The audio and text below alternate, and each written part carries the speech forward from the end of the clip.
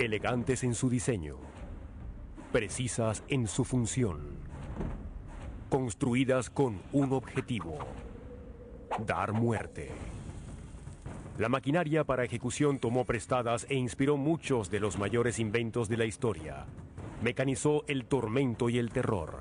En la próxima hora veremos la ingeniería detrás de las máquinas de maldad. Máquinas de maldad. Máquinas antiguas. Las primeras máquinas de ejecución eran sencillas y tremendamente efectivas. Utilizaban las tres fuerzas básicas de la naturaleza: el fuego, la fuerza y la gravedad. Pero ¿cómo funcionaban estos antiguos dispositivos? La única forma de responder a esa pregunta es traer estas máquinas mortales de vuelta a la vida. Las ejecuciones, la tortura y la tecnología recorren caminos paralelos en la historia humana. Cada uno de los inventos básicos que han mejorado nuestra sociedad tiene tras de sí una historia oculta. Quienes sufrieron ejecuciones y torturas no solo han cambiado las sociedades donde vivían, sino que constituyen hitos que han cambiado el curso de la historia en otra dirección. En el año 570 a.C., las ciudades del Peloponeso experimentaron un gran crecimiento bajo el puño de hierro de los tiranos helénicos, quienes hicieron progresar a sus ciudades con una nueva tecnología, pero también fueron famosos por su crueldad. Aquí en la isla de Sicilia fue concebida una de las primeras máquinas de maldad: el toro de Falaris. El concepto del también llamado toro siciliano es sencillo, pero la ejecución es diabólica. Este mortal objeto también era un instrumento musical. Lo más interesante de este artilugio es que satisface la fascinación humana con la tecnología que hace que un objeto inanimado parezca animado. Para los antiguos griegos, el toro era un símbolo de poder absoluto. Es la razón por la que los minotauros llenan tantas páginas de su mitología. Una de sus múltiples deidades, Moloch con cabeza de toro, demandaba sacrificios humanos. El toro de Falaris podría ser un tributo a la adoración inicial y al sacrificio humano. Funcionaba así. Una puerta daba acceso al lomo y a una cámara oculta donde se colocaba a las víctimas. Luego se colocaban llamas bajo el vientre de la bestia. Instintivamente, si uno está encerrado en un espacio oscuro, uno sabe que no podrá salir. Surge el pánico y se generará una respuesta de tensión aguda, taquicardia, se tendrá un aumento en la tasa respiratoria y se inhalará mucho más rápidamente. Esencialmente se entra en pánico, especialmente cuando el toro comienza a calentarse. Básicamente, el toro siciliano era un horno humano, pero con un giro macabro. En el interior de la cabeza había un sistema de tuberías de bronce que convertían los gritos de alta frecuencia de la víctima que estaba siendo quemada en el bramido de baja frecuencia de un animal furioso. Nadie conoce la configuración exacta de la tubería en el interior del toro original, pero escritos históricos describen su aterradora musicalidad. Esta máquina de la muerte puede ser uno de los primeros intentos de crear un instrumento de viento sofisticado. ¿Pero es técnicamente posible convertir los gritos de una víctima en el sonido de un toro? La idea de colocar tubería enroscada en el interior del toro de bronce no es del todo descabellada. El efecto sobre el tono y la armonía del sonido sería similar al que causa un trombón. Los gritos de las víctimas en el interior del toro no pueden escucharse porque el metal actúa como una barrera de sonido. Las ondas de sonido no pueden atravesar materiales tan densos como el metal. Sin embargo, si el fuego calienta el aire en el interior del toro de Falaris, una víctima podría buscar el tubo en la cabeza del animal, tratando de inhalar aire fresco y luego exhalar mientras grita. Imagino a la víctima en el interior del toro de Falaris si solo había un lugar para respirar y gritar al mismo tiempo. Debe haber sonado como algo así. Textos antiguos describen cómo el tirano Falaris quería probar las cualidades musicales del toro, por lo que encomendó al artista que lo construyó que entrara a él y gritara como alguien siendo torturado. Pero en un momento de maldad, el tirano cerró la puerta y encendió el fuego bajo el animal. La máquina funcionó y su creador fue la primera víctima del toro siciliano. Dejando de lado consideraciones acústicas, las propiedades metalúrgicas del toro lo convierten en un instrumento mecánico de tortura. Los antiguos griegos trabajaban muy bien el metal y ciertamente podrían haber construido una pieza de tamaño real. El bronce se funde a temperatura relativamente baja, a unos 950 grados centígrados. Es una aleación de cobre y estaño para una masa de media tonelada, que es lo que un toro de escala real pesaría. Probablemente hubiese sido preferible construirlo de láminas así.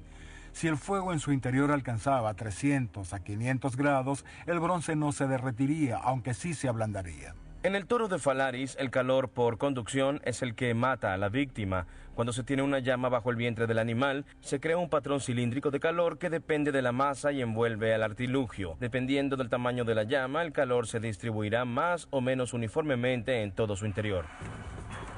Para comprender cómo se transfiere el calor del bronce a la carne humana, el herrero Tony Swalton ha inventado un sencillo experimento: construir un caldero de bronce y calentar carne de pollo en él.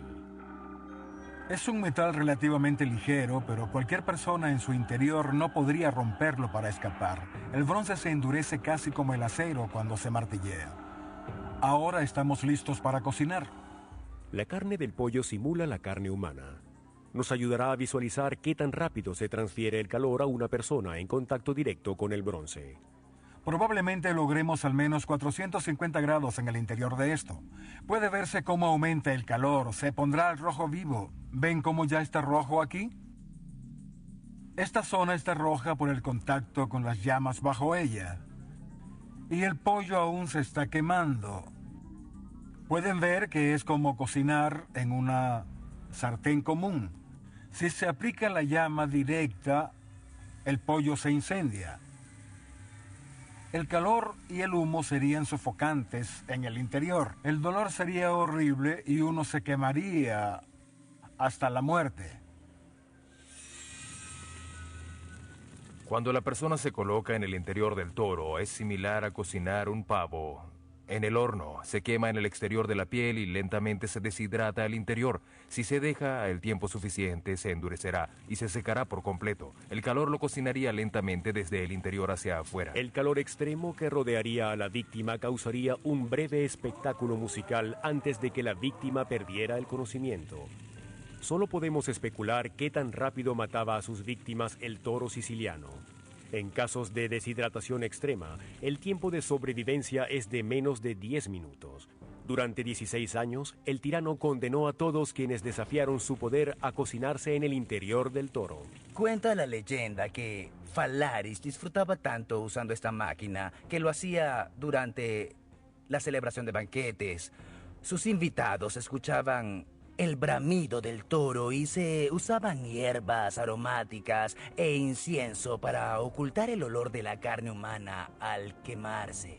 Esto no es algo que fue hecho casualmente, era una fuente de entretenimiento. No sé qué tipo de persona podría haber concebido algo así. Es totalmente cruel, es totalmente sádico e inhumano. Textos antiguos señalan que el cruel toro fue lanzado al océano inmediatamente después que Falaris fue depuesto del trono en 554 a.C. Pero la tecnología del toro de Falaris aún subsiste.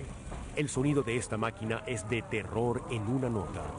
Pero los instrumentos actuales de viento pueden generar una amplia gama de notas musicales.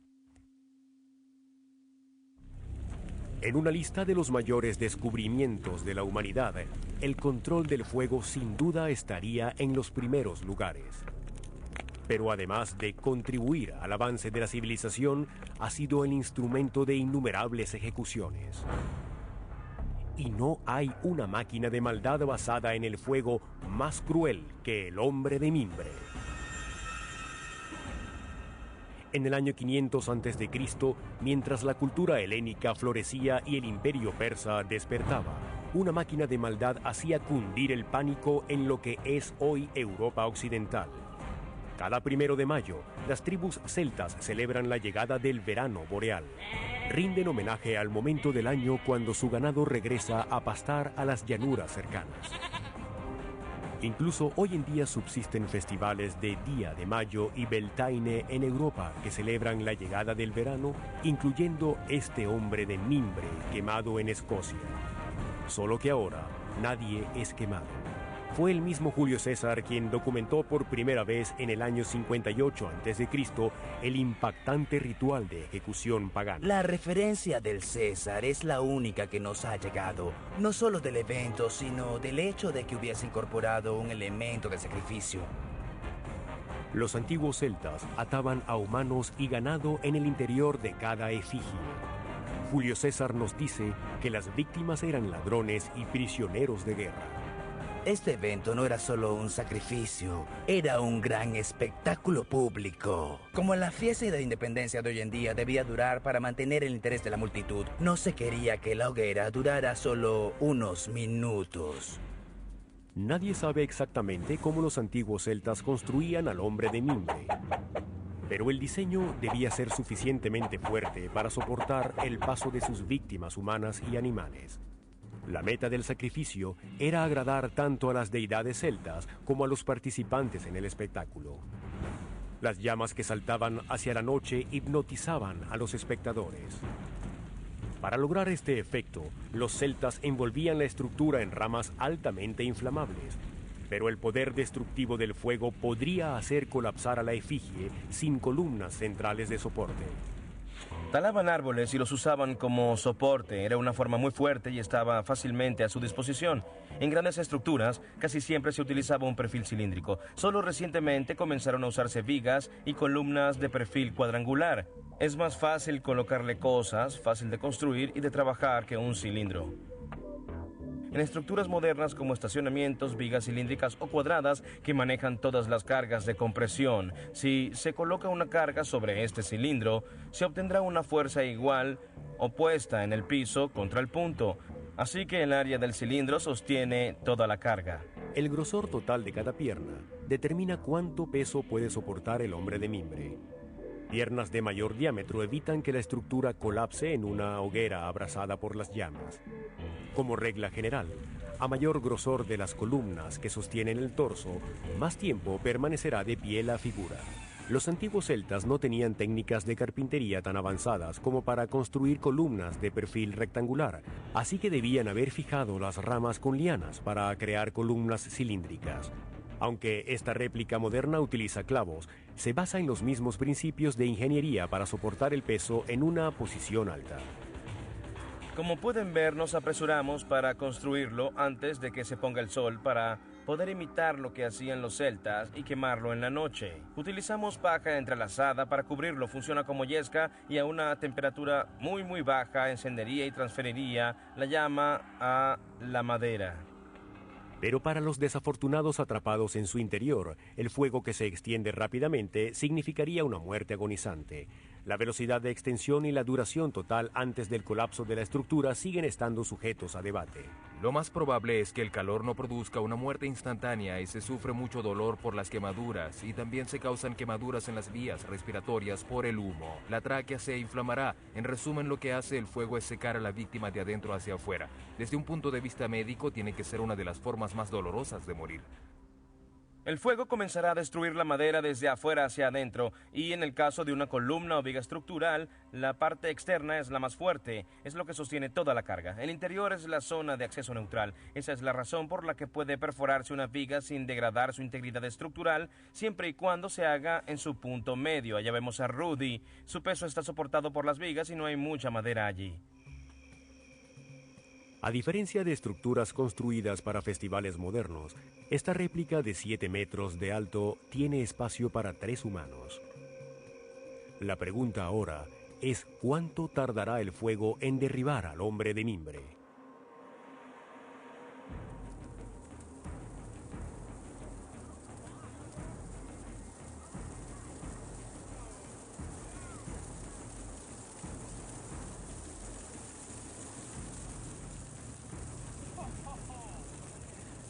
El fuego instantáneamente sube hasta la inflamable piel de paja.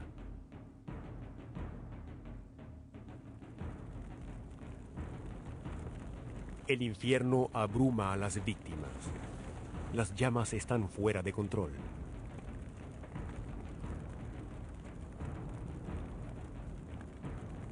Una vez consumida la yesca, el fuego ataca a la estructura.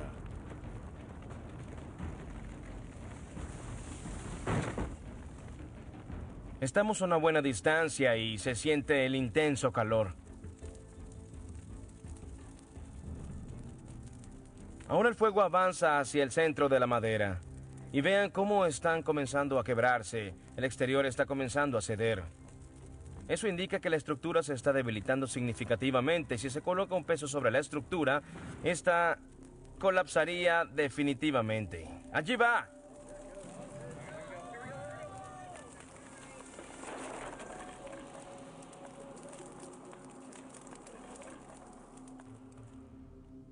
A final de cuentas, la gravedad y el peso del brazo hicieron que la estructura se levantara por completo hacia el lado opuesto.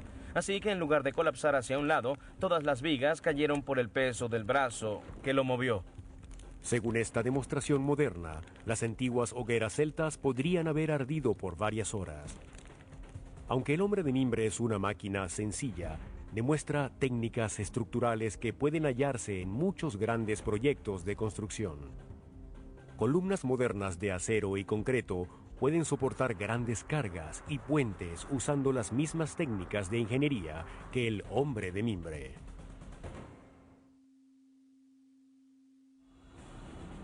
Tras dominar las máquinas basadas en el fuego y el calor, los antiguos verdugos hallaron inspiración en el invento más antiguo e importante del hombre, la rueda. El diseño sencillo y la física de la gran rueda o rueda de la tortura la convierten en una herramienta de muerte muy versátil. Nadie sabe con certeza la fecha de origen, pero probablemente fue introducida en los inicios del Imperio Romano para la ejecución de cristianos y traidores por igual. La rueda no solo transformó el transporte, revolucionó las técnicas de ejecución. Eso demuestra que en muchas oportunidades las ejecuciones, la tortura y la tecnología recorren caminos paralelos. El diseño de la rueda es sencillo.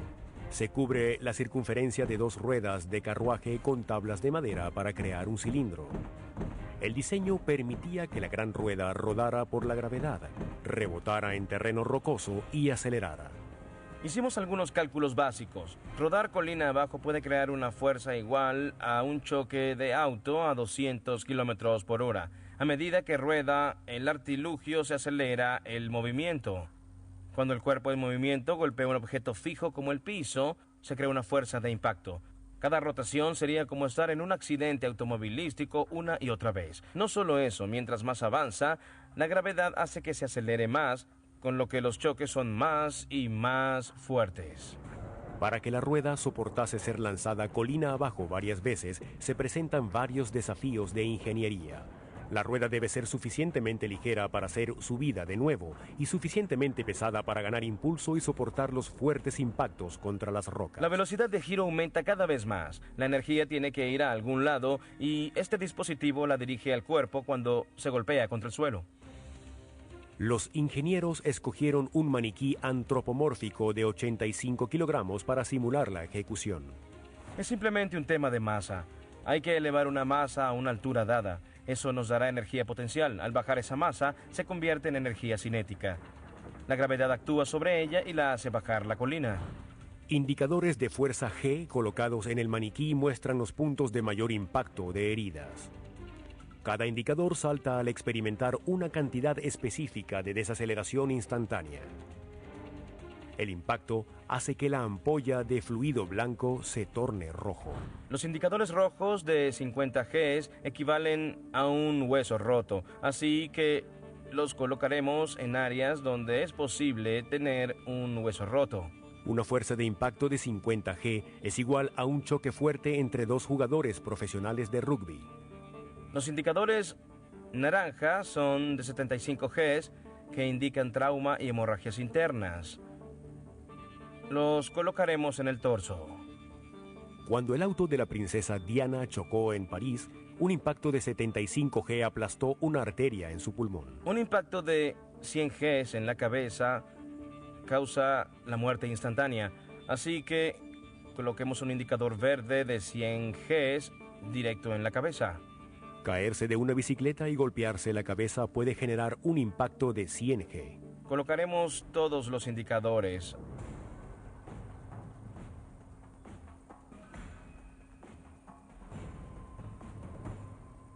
Puede verse que está en una posición extremadamente vulnerable. Generalmente la posición usual sería enrollarse en una posición fetal para proteger los órganos vitales. Lo que tenemos aquí es lo contrario, así que creo que en 3 o 4 revoluciones ya se habría muerto.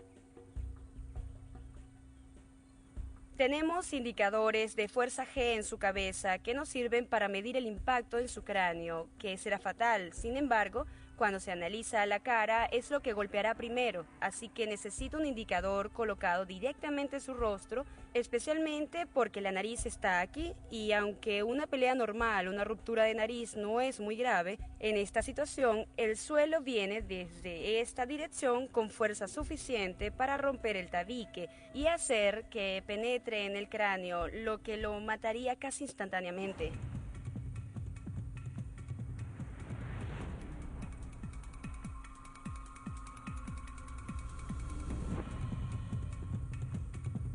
Bien, estamos atando nuestro maniquí a la rueda cara hacia arriba.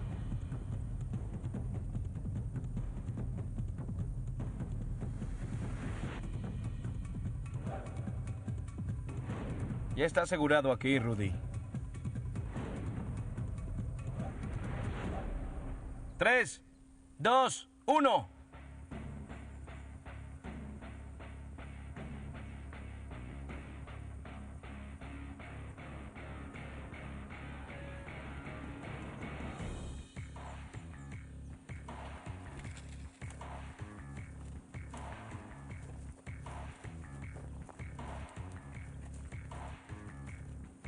¿Sabes lo que realmente sucede? Lanza la cabeza hacia adelante con cada revolución. Creo que eso debe doler. Sí, debe doler mucho, de hecho. Sí, mucho. Bueno, vamos a dar un vistazo.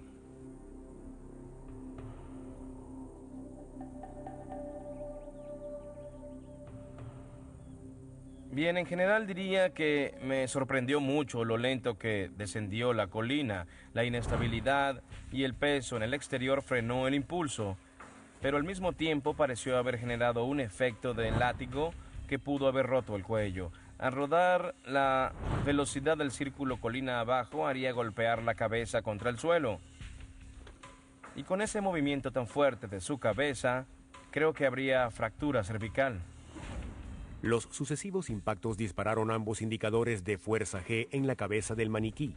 Esto significa que la rueda de la tortura generó golpes mortales de 100 G. El descenso también activó los indicadores de 75 G en su pecho. Esto significa heridas mortales de ruptura de órganos. Según estos resultados, la muerte llegaría pronto, posiblemente de inmediato, para el condenado a la gran rueda. No solo se tiene la fuerza de la cabeza al golpear el piso, sino cuando regresa se tiene el movimiento que causa un efecto de látigo, y es la combinación de la fuerza y la rotación de la cabeza lo que matará la mayoría de las veces. Incluso sin la fuerza aplicada en la nariz, creo que el efecto de látigo habría fracturado el cuello antes de que la víctima muriese de heridas internas u otra causa. La gran rueda causa muerte por impacto casi instantánea. Esto significa que el espectáculo de atar a un criminal a este artilugio enviaría un fuerte mensaje a los espectadores. La ley romana era altamente punitiva y fue por ello que la evolución de la rueda generó varias versiones diseñadas para una muerte más cruel. Se describen ruedas estrechas impulsadas por palancas. Los verdugos empujaban la manivela para hacer girar la rueda sobre fuego o púas.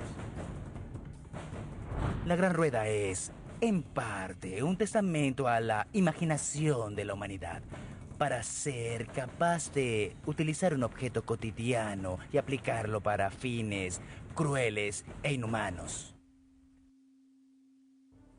A medida que las antiguas ciudades griegas desarrollaron técnicas avanzadas de metalurgia y trabajo en madera, su comprensión del efecto de la fuerza y la presión para mecanizar la ejecución fue mayor. En el año 200 a.C., Esparta, la ciudad guerrera del sur de Grecia crea una máquina con la capacidad de impalar mecánicamente a sus víctimas. Fue llamado el Apega de Nabis. El Apega es el heredero de una larga lista de figuras antropomórficas que llega hasta Homero. De hecho, Aristóteles y Arquímedes describieron muñecos articulados que se movían y parecían cobrar vida. Pero el Apega no era un juguete. Algunos expertos creen que el Apega es solo un relato usado como propaganda para favorecer las ambiciones del tirano espartano Nabis. Aparentemente, Nabis invitaba a los potenciales financistas de sus campañas a su palacio y les ofrecía un banquete. Después de mucho vino y persuasión, intentaba obtener todo el dinero posible para sus proyectos para la defensa de Esparta. Así fue como Nabis decía algo como, pues bien, si no puedo convencerlo, entonces quizás mi Apega tenga mejor suerte. Lo que quería decir que si no contribuía, entonces sería su última cena. Bajo la manta que cubría al Apega se hallaba una máquina muy avanzada. Para funcionar adecuadamente, el Apega contaba con un rostro pintado de forma realista que engañaba a la víctima. La máquina era impulsada por un resorte en tensión. En los brazos, conectados con bisagras, había púas listas para empalar. La premisa básica es contar con energía almacenada. Se tiene que inyectar energía al sistema y luego hacer que el sistema la conserve hasta que se libere instantáneamente con un gatillo o algo similar que active el resorte. Una placa en el pecho de la Apega servía de gatillo, liberando el resorte y condenando a la víctima. La cantidad de fuerza que uno tendría que almacenar y aplicar a una persona sería muy difícil de lograr en esa época. Esta historia asume que las víctimas del Apega estaban tan ebrias para pensar que la figura era humana o que eran obligadas a recibir el abrazo de la muerte. Puede verse en esta púa en particular que tiene un gran filo y no se requeriría mucho esfuerzo para penetrar la piel. El dolor de múltiples heridas punzantes en las extremidades superiores sería muy intenso. Los órganos vitales, incluyendo los pulmones y el corazón, estarían en riesgo inmediatamente y la vida estaría en peligro.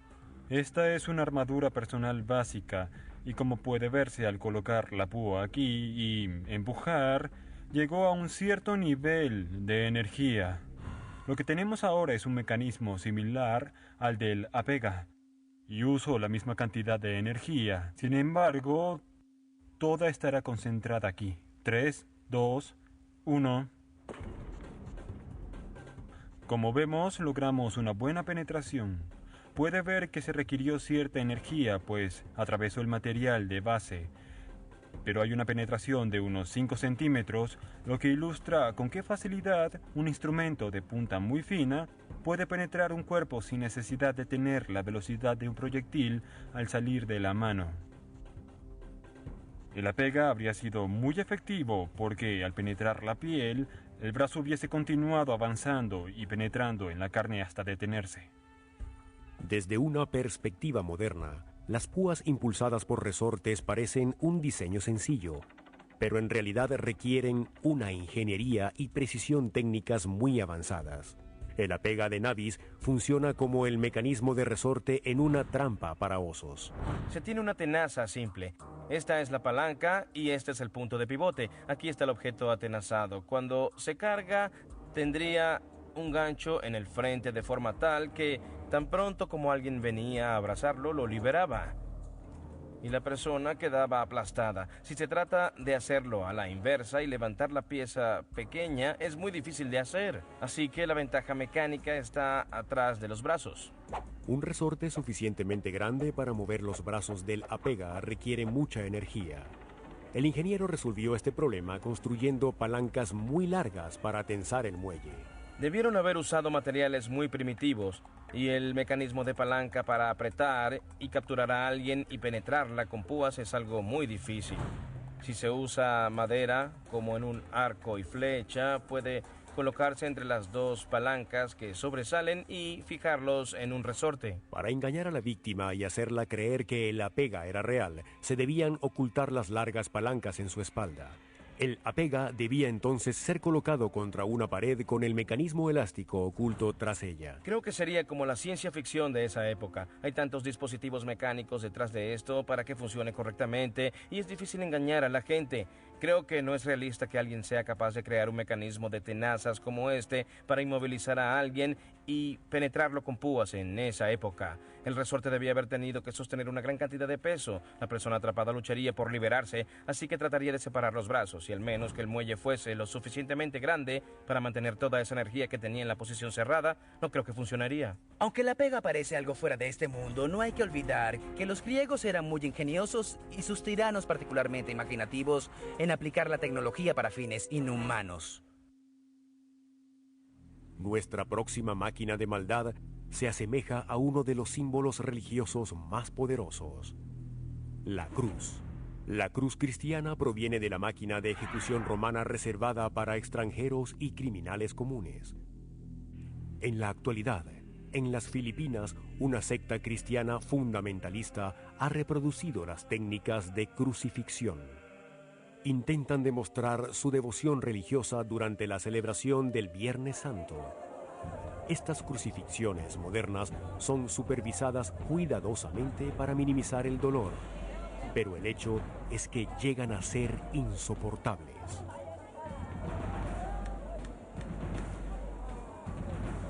Este participante fue retirado tras solo 5 minutos en la cruz. El dolor es tan intenso para este fiel que debe bajar en menos de 1 minuto. Quienes practican estas modernas crucifixiones sienten la poderosa y mortal fuerza de la gravedad. Pero quizás no se den cuenta de que no es una reproducción fiel de la máquina de ejecución romana.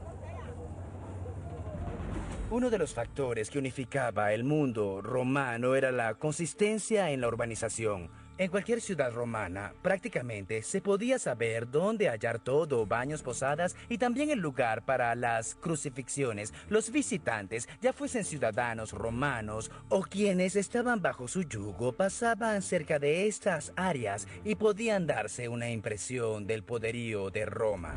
La crucifixión era parte de la propaganda romana. El mensaje era no rebelarse contra Roma, pues estas eran las consecuencias. Y la crucifixión estaba reservada solo para aquellos criminales que amenazaban la Pax Romana. Cualquiera que representara un riesgo o fuese percibido como una amenaza era crucificado. Y eso era lo que usaban para controlar las provincias y a toda la población. Realmente, mientras más tiempo se pasaba vivo en la cruz, más efectiva era desde la perspectiva romana.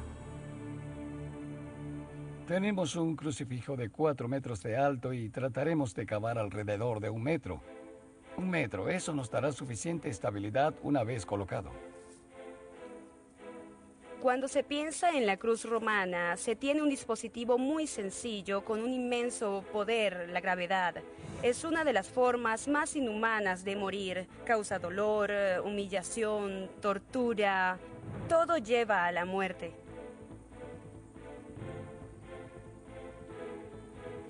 Jeremy, vamos a colocarlo en el hoyo. Dale una mano allí.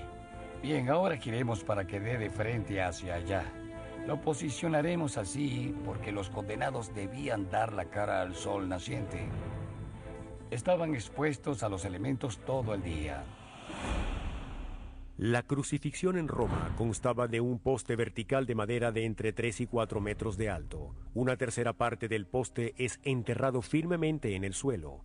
Luego, un tronco más corto de alrededor de 1,80 m, llamado patibulum, es colocado sobre él en una unión macho y hembra. Cuando se coloca una persona en él, probablemente lo hacían para distribuir bien el peso entre ambos lados, de forma tal que quedara bien balanceado sobre el poste central en el piso.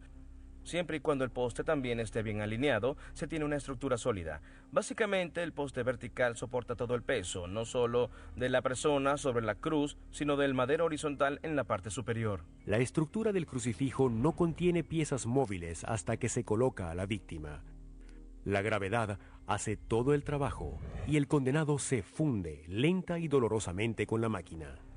Sus brazos, por estar en ángulo, sostendrán probablemente el doble de carga que sostendrían en una posición vertical debido al ángulo en T en que se coloca a la víctima. Es como en gimnasia cuando se trabaja con las anillas. Uno puede colgar todo el día de las anillas, pero cuando se trata de hacer la figura del Cristo es casi imposible sostenerse. En el lugar de la crucifixión, sogas aseguraban los brazos extendidos de la víctima al tronco horizontal. Soldados romanos introducían púas de 20 centímetros de hierro en piezas de madera de olivo y luego en las muñecas de las víctimas.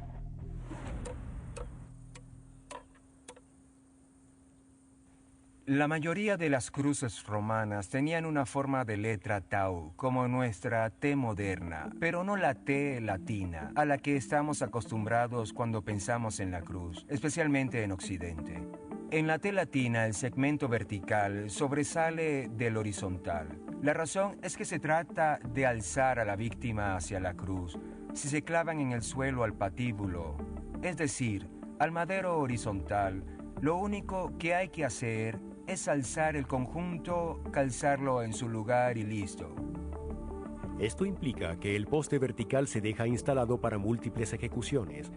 Solo el patibulum se saca del lugar de la crucifixión. Esto hace del crucifijo una máquina de ejecución increíblemente económica. Los científicos no están de acuerdo en cuáles partes del brazo pueden aguantar las púas. Estudios recientes indican que la brecha entre el cúbito y el radio, cuando se juntan en la muñeca, es el lugar más efectivo para sostener a una víctima de crucifixión. El mayor problema de hacerlo así es la posibilidad de dañar una arteria y que el condenado muera demasiado rápido.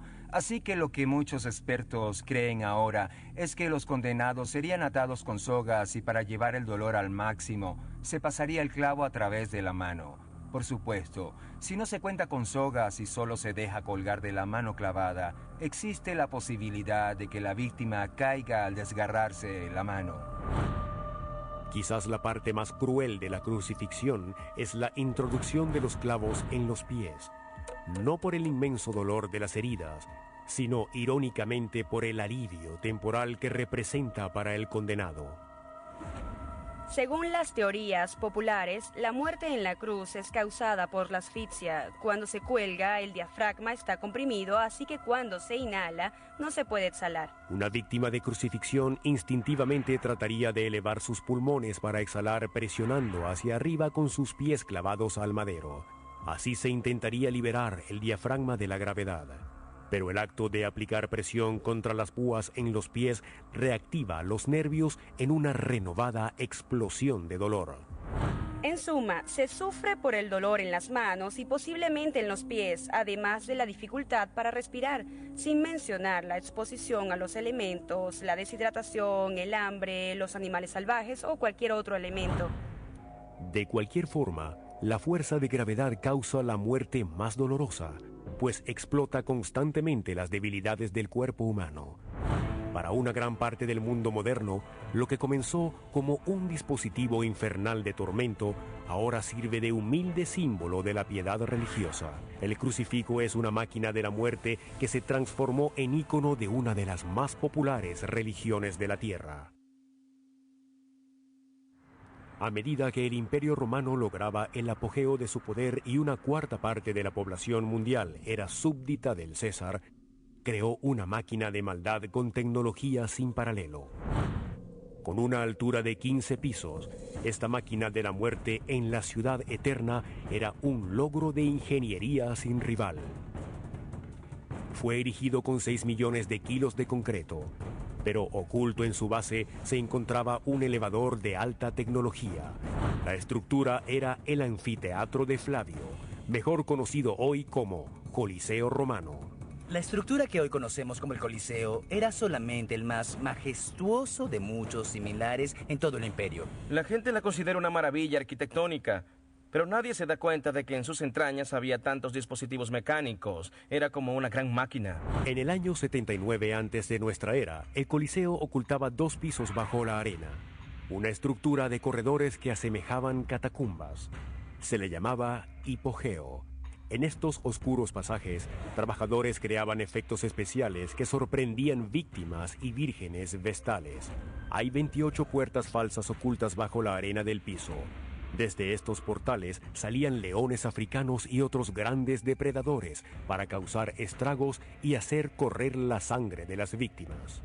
No se tiene idea de dónde provendrá este animal, pues es un estadio muy grande. Miles de personas nos rodean, coreando por nuestra muerte, y se sabe que una enorme bestia salvaje saldrá para atacarnos. Se cree que los romanos resolvieron este problema construyendo una serie de elevadores de propulsión humana. El sistema de elevadores original se pudrió hace mucho tiempo, pero actualmente se construye una réplica usando modernos materiales para probar la teoría.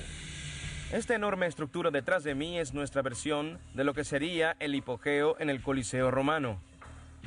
El objetivo de este elevador sería abrir la puerta de la trampa y liberar a un animal, un tigre o un león, ante las víctimas que no se lo esperaban. Cada trampa con elevador requiere los músculos de los esclavos. Todos caminaban en círculo. A medida que empujaban las manillas en la rueda, la soga de lino se arrollaba alrededor de un poste. Esto aplica tensión en el resto de la soga, que pasa por una serie de poleas en todo su trayecto.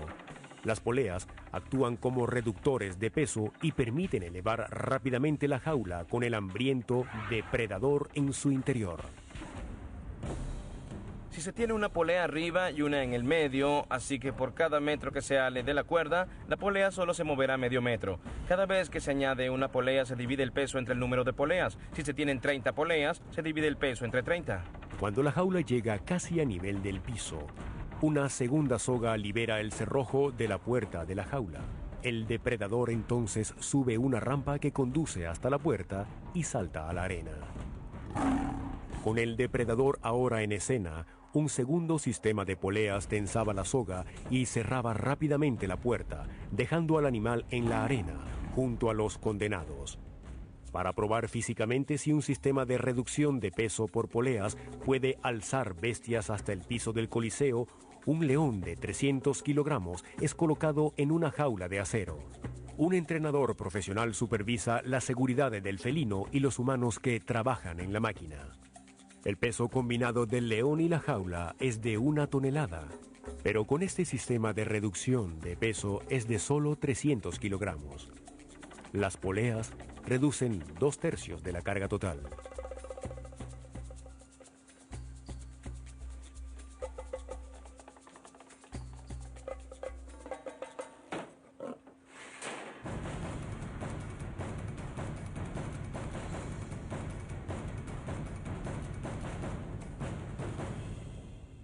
A lo largo de los siglos, miles de animales alimentaron la maquinaria del Coliseo, pero el número de víctimas humanas solo puede ser estimado.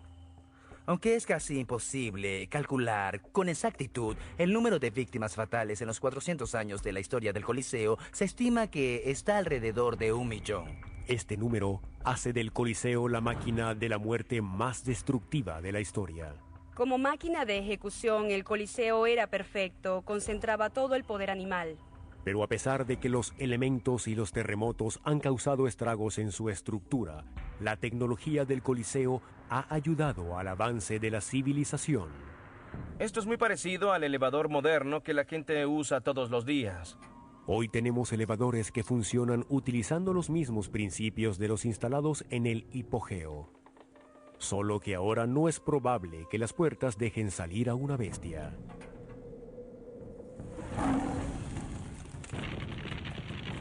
Aunque los progresos en la tecnología básica hicieron avanzar a muchas sociedades antiguas, fueron usados para torturar y ejecutar.